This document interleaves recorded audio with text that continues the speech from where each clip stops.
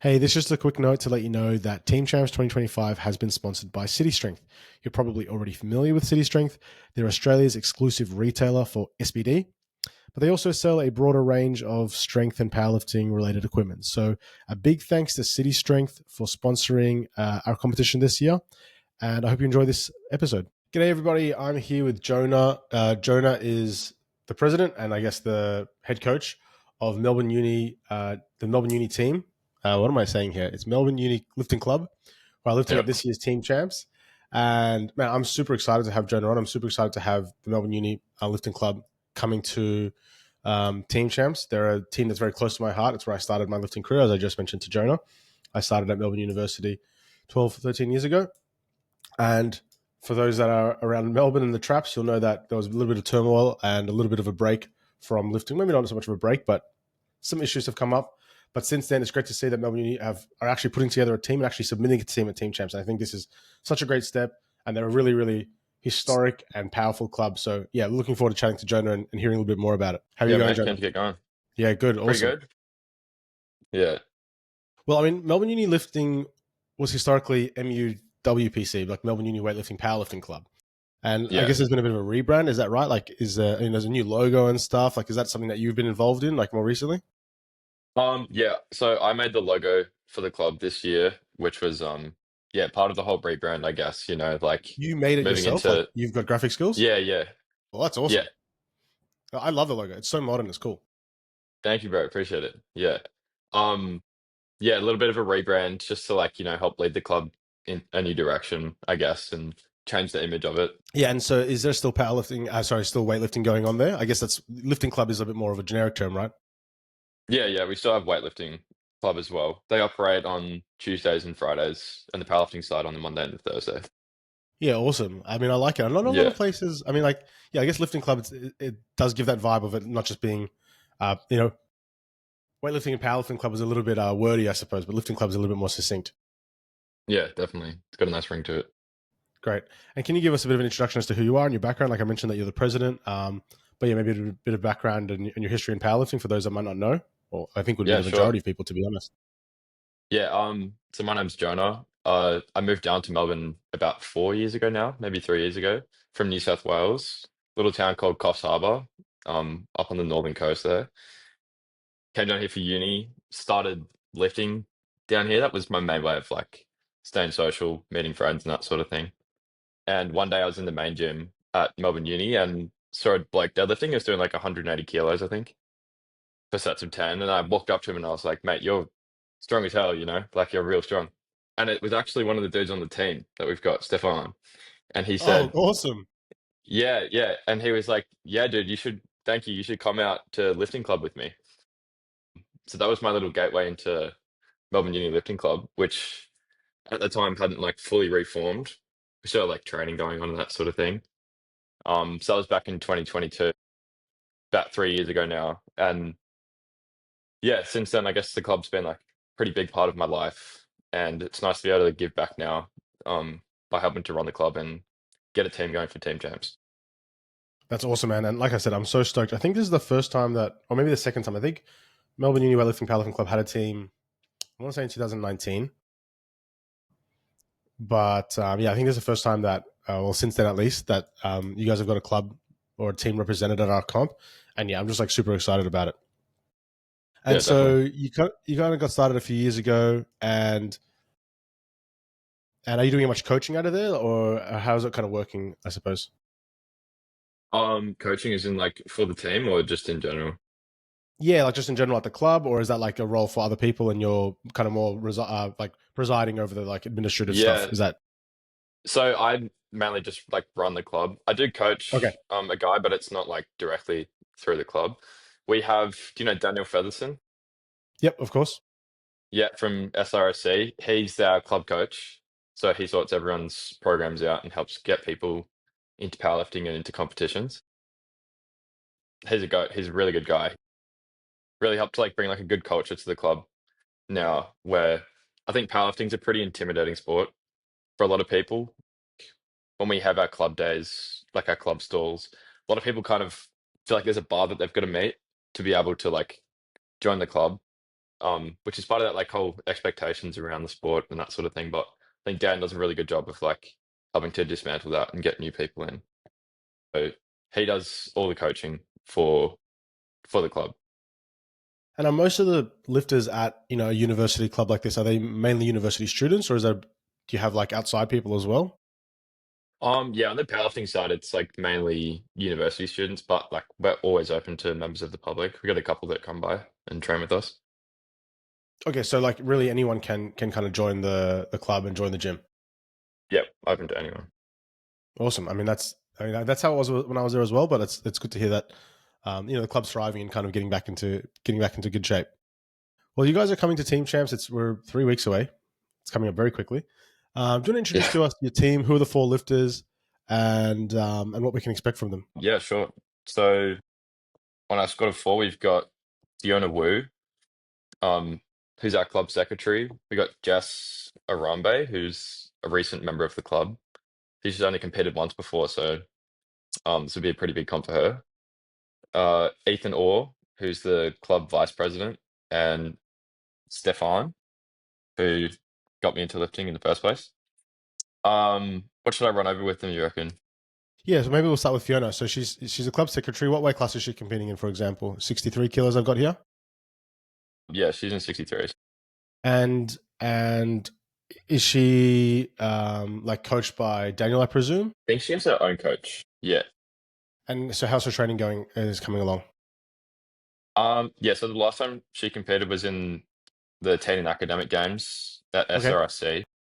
And yeah, I've seen her lifting a fair bit more than she was back then. She got 370 dots at the teen games, but aiming for just over 400 now. Yeah, so improving and ready to kind of put together a good total. And she'll be lifting in the 63 kilo class. Excellent. And you mentioned Jess Arambe is a new member of the club. What class is she lifting in? Give us a bit of background. Yeah. I think she's in the 52 kilo weight class. I've got her here as She's been, 47. Is that right, or is it or is 52? it 47? Sorry. Yeah, Okay. yeah, yeah. She might. I think she's 47. Yeah, Jess's little gun was in the army up in Darwin before she moved to Melbourne. Wow. Yeah, so she got a lot of power behind her. She's like pretty strong for someone who's like just started lifting. She also competed at the teen and academic games. She got 334 dots at her first comp, which is pretty pretty damn good. Yeah, that's So awesome. she'll be aiming to hit a bit closer to 400 um this time around. She got a 125 kilo deadlift, which is pretty impressive. Yeah, for sure. At 47 kilos. That's awesome. Yeah, yeah. Great. Um, And yeah, keep going. Ethan. Hmm. Yeah, moving on to Ethan. He's also just competed recently at the Class of the Collective. All these comps are at Dan's gym. Um, and he just broke the 400 dot marks. Actually, he smashed it. He got 418 dots, which is pretty good. Yeah, that's really good. Okay, so he's definitely Yeah, a competitive lifter. yeah. He's getting himself up there. Ethan's been part of the club for a similar period of time to me, like probably 2.5 years sort of thing. So it's been nice to like watch his lifting progress and that sort of thing and like kind of see the reward now with him getting 140 bench in comp, I think was like one of his big goals. So that was pretty cool for him to see. And yeah, obviously looking to build on that for team champs. And he's lifting the 83 kilo class, in case we didn't And say he's that at already. 83s. Yeah. And you mentioned Stefan, who, is the guy that got you into lifting. He's in a bit of a heavier class. I think they're 93, the one above. Yeah, he's in the 93s. Yeah, also watched Steph lift for a couple years as well. He's been around. He's lifted at like heavier weight classes mainly in the past. Back when it was USAPL, he was in the 110s and then IPF down to the 105s, and now he's made the cut all the way down to the 93s. So it's kind of like unexplored territory for him, I guess. Hmm. He just competed recently, like last month, and got 393 dots. Okay. So Competed last month and he's yeah, coming. He's going back again. Run it yeah, back. yeah. A lot of these guys competed recently. Actually, the class of the collective was would have been what, 5, maybe 6 weeks ago. Yeah, Yeah, not so long ago. yeah, Yeah, interesting. So, I mean, a pretty competitive group. and one that we're looking forward to seeing, because a lot of these names, yeah, I'm not super familiar with, but as you're describing, they're improving and quite competitive. I wanted to ask you, like, you guys at like a community club, I suppose. How do you guys go about choosing a team, or how do you guys go about entering into a comp? And whose suggestion was it, or idea was it? Was it Dan? Like, I know Dan loves the idea and was there last year with SI Collective and is obviously again. But was that something that you kind of had to propose to the committee, or how does it work in that system like that? Um, yeah, I mean, I think there was a lot of chat about it beforehand, but I kind of had it on my radar just as um something good for the future direction of the club. Can't try and get like a yearly ritual going, like a bit of culture, something for everyone to look forward to. Because I really think that'd be the best thing to help lift the club off the ground, like even further. Um, so yeah, there's a bit of chat about it. Obviously, Dan's like a pretty big supporter of the event, having had his team compete for a couple of years as well. So it was good to have him to ask questions about and that sort of thing. Um, as for actually choosing the team, it was kind of like a hands up situation. Whoever like was willing to compete, was able to. We had four people at the start originally, which worked out nicely because we didn't have to, um, Choose, decide so who to was, speak. Hmm. yeah, choose so to speak. Although I'm pretty sure that'll happen next year. Um, anyways, but yeah, with the fourth spot on the team, I think we originally had there was a bit of a fight about it. I think because I was trying to get someone down in one of the heavier weight classes, but there was like issues with exam scheduling and that sort of thing. So Stefan ended up putting his hand up for that. So yeah, pretty grateful for him. Yeah, awesome. I like what you said about creating a bit of a ritual, creating a bit of like a tradition, setting a team every year, having that culture, and that's kind of like one of the things that I'm trying to create as well by having this be an annual event where teams can look forward to. It's a reliable event that they know is going to be on the calendar, and you kind of made a comment there about you only really had four people put their hands up, but next year you imagine it'll be a little bit more vied for. Is that's the kind of culture that I see at a lot of the other gyms and clubs now. A lot of these other gyms and clubs have 10 or 12 people that will really want to do this comp, and they can only choose four, obviously. And for a lot of these other kind of like spaces, getting chosen to represent your club at this event is like carries at least a little bit of prestige. It's a little bit of a nicety. It's like, wow, like I'm one of the four that gets to represent my club or gym Yeah, or coach or whoever it might be. And for a lot of these lifters that are kind of like vying for that spot, they're not necessarily going to be so competitive at a national level. And so for them, this is their opportunity to be competitive, to like actually work towards something. Okay, cool. I'm currently at this point in my career, in my lifting, I'm 320 dots or whatever. And I'm working towards, hopefully in 12 months, I can actually earn my spot on the team and lift at next year's team champs. yeah, yeah. I mean, that's exactly the sort of culture that I want to foster at the lifting club. Going forward, sort of thing. Like we have a lot of people compete, um, but like the sense of like competitiveness, so to speak, like maybe isn't there, like trying to push a bit further. I'm like, don't get me wrong, like competing for the sake of competing and just having fun is really what powerlifting's all about. But I'd also kind of want to help instill like a bit of competitive spirit to the club and trying to push the limit. Um so yeah, team champs is a great way of getting that going. Yeah, it's like, I mean, I think you kind of made a comment earlier about, I think this was even before hit record, but about getting people into powerlifting can be a bit of a challenge. They find it like intimidating, and we need to try to break down those barriers for those people that are wanting to or thinking about getting started, to show them, hey, you can just get started. You don't have to be.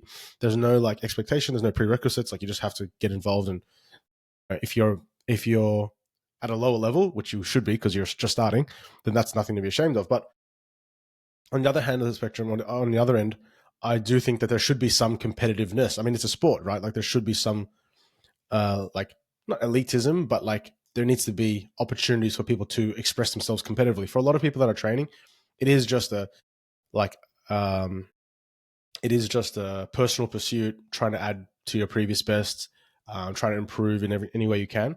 But for a lot of people, it is a competitive outlet. It's an opportunity to say, to put a bit of pressure on yourself, actually step into a competitive Yeah, environment. fight And for greatness. Yeah. Yeah, absolutely, man. Like, so I have some amazing memories at these comps where, on the grand scale, right? A lot of the lifters that are competing at this level, I mean, they're a good standard, but they're not national standard. They're not international standard. But it gives those people that are not at that standard the opportunity of fighting. This deadlift is to go from third to first, and that's going to rejig the whole competition. And you can see on this like kid's face, like the pressure. It feels like the weight of the world is on them, and it's like you can't manufacture that. You can't like pretend that just happens because of the environment that you're in. So I think it is a really good opportunity for you guys to have provide to your members an opportunity to have this competitive outlet, I guess. Yeah, yeah, and I'm sure they'll seek it out in the years to come as well. Me myself, if I was still lifting, I would love to be a part of something like this, like changing it into a team format. Whose idea was that, by the way? Was that That was mine. Yeah, yeah. that was yours? Yeah, yeah, very cool, mate. Very Yeah, I mean, cool. like a lot of other sports have team events. I mean, a lot of individual sports, I mean, obviously not including team sports. Yeah, I mean, the perfect example of that right now is the World Relay Championships are going on in athletics. I'm a big athletics fan.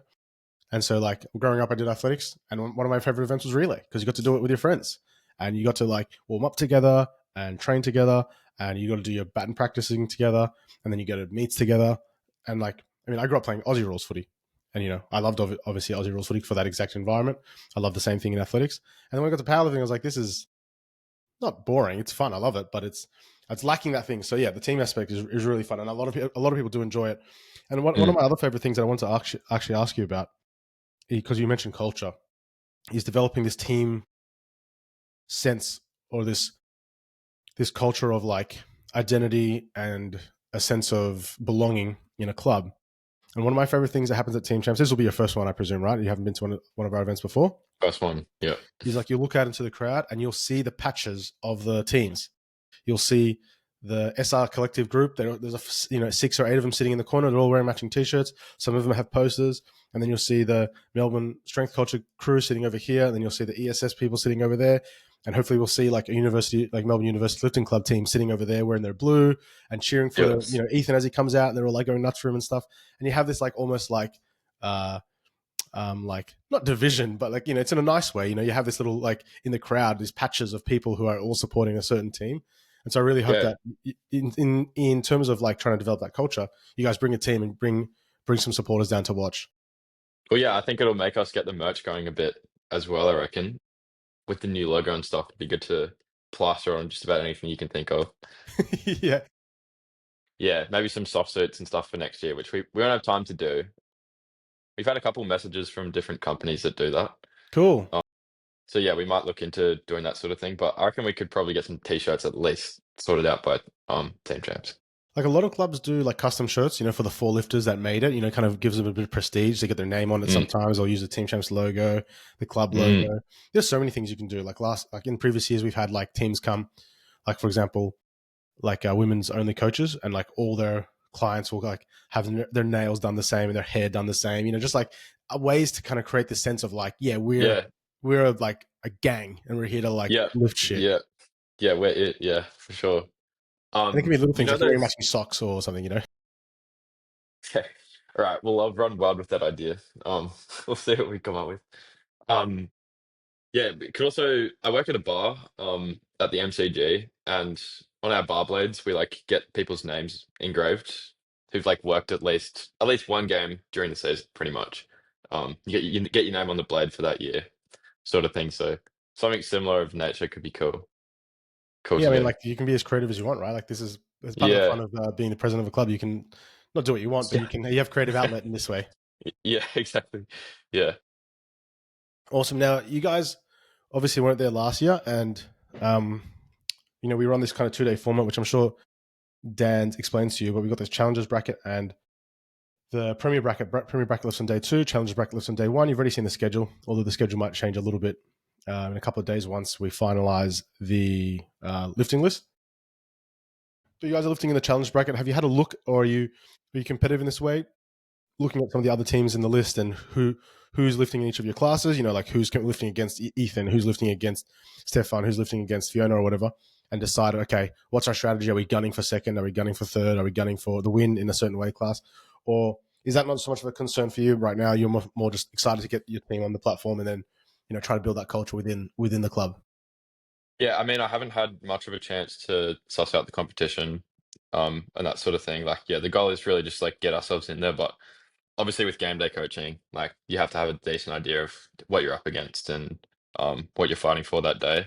Um, I think there's only one other competitor in Jess's weight class in the 47s. Potentially so, yeah. The 47s tends to be the lighter class, or emptier class, I should say. Yeah, yeah, yeah. But yeah, I guess I'll have to sit down and have a look. And you mentioned to me as well that you don't coach these guys, like, so to speak, like as in you're not actually writing their programs and you're not planning their training and stuff. Is that an extra challenge for you to like try? Are you making an extra effort to get to know them and kind of like know what they're going to need on the day, or are these people that you actually do know quite well? You train with them anyway, so you kind of are familiar with how they're going to be training and lifting and looking. Yeah, I'm pretty familiar with most of their lifting. I've handled Fiona before Okay, at her last competition. So I've got a good idea about her like RPEs and what her lifts tend to look like. But I've also asked them to just send me videos of their lifts, so I can kind of learn and like calibrate my RPE scale, to like understand what they're going to be lifting. Some of them have like kind of preset attempts from their coaches outside of the lifting club, which is Fiona and Stefan.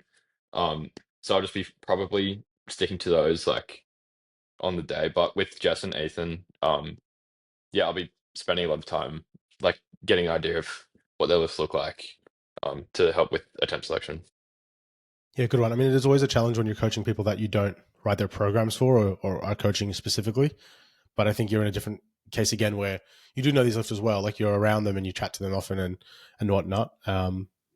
And so you should be. I think it sounds like you're going to be all over it. I mean, like you should be all over it, right? Yeah, hopefully. Yeah, excellent. Now, yeah, we're like less than 3 weeks away, and I asked you already if you had a chance to look at some of the other teams and or sussing out the ops. Do you have a bit of a pick as to who you might think might be like the team to really look out for, or is that not something that you've really like paid too much attention to? Nah, to be honest, I haven't really been looking at the other teams. Yeah, not yet. Okay, well we'll see how everything pans out then on the day. And I guess my last Yep. question I was going to ask you is there something in particular that you're looking forward to? Like well, actually maybe before that is like how much coaching experience do you have in game day? You mentioned a little bit of game day coaching. Have you coached at many like really competitive events like I presume at no nationals or anything like that? Yeah, so I've handled Anthony Hill Okay, at Nationals and down in Hobart. great. Um, last year in total, I reckon I would have done about 10 comps All right, game that's day actually handling. healthy experience. Yeah. I got a fair bit on the platform. Yeah, And is there something in particular you might be looking forward to at this upcoming comp? in terms of like handling. Yeah, or in terms of the day, what to expect, something that you really like are looking forward to seeing. Maybe one of your lifters like doing a certain lift, or maybe could be something even external. Like I don't know, working with some of the other coaches, perhaps, or something like that. Yeah. Really just like getting the lifting club name out there. People like um finding out that like Melbourne Uni Lifting Club is back, um and stronger than we have been. Um yeah, I'm pretty keen for that. Also just to have like a good day, like we're all mates. The four of us plus me, five of us. So yeah, just came for a bit of fun to be honest. Awesome. I mean, Melbourne. Maybe that can be the title of this episode. Melbourne University Lifting Club is so back, and we're glad that you We are guys so are. back. And I'm glad that Yeah. you guys are, and I'm glad to have you guys lifting at our comp. And as you said, I'm really hoping that you guys have a successful day and a fun day as well. And it kind of is everything that you want it to be, and hopefully the start of a long and healthy kind of career at not only at our comps but at in powerlifting in general. Yeah, some good tradition. Awesome, man. All right. Well, I appreciate your time today. Good to get to know you a little bit. And yeah, we're looking forward to seeing you in 3 weeks. Yeah, mate. Cheers, JP. All right. Appreciate it, mate. Bye.